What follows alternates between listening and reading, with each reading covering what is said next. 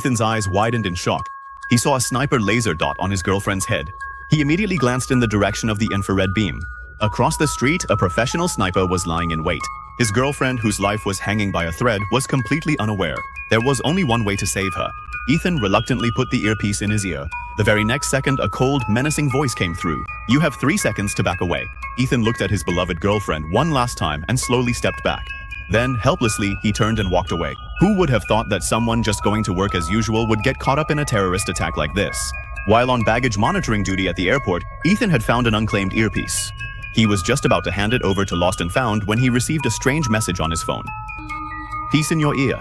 He laughed, thinking it was some college ranking. But as soon as he put on the earpiece, the voice that came from inside drained the color from his face. "Excuse me," he thought it was some kind of joke, but he had no idea. By that time, those criminals had gathered all his information.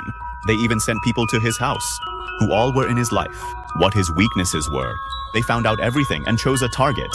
His girlfriend, who worked for the same airline and was pregnant, was chosen. The next order came through the earpiece.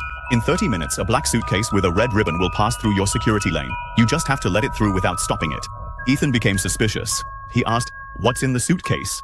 But the person on the other end stayed silent. At that moment, Ethan understood. The situation was extremely dangerous. On one hand, he was trying to keep calm, and on the other, he quietly started to call the police from his phone. But this action was immediately noticed. A poisonous voice echoed again. "Hang up or your woman and the child in her womb will die."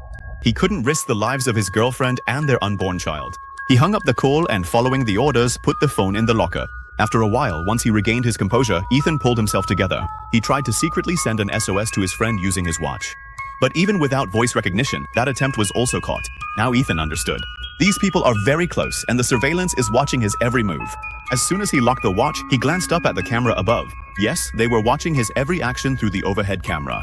These people had hacked the airport's security system. Since childhood, Ethan's observation and counter-surveillance skills were very sharp. He could have become a police officer, but because of his father's criminal record, he couldn't get recruited. By observing the activity of the police dog at the airport, Ethan made an estimate. There aren't drugs in the suitcase, it's something even more dangerous.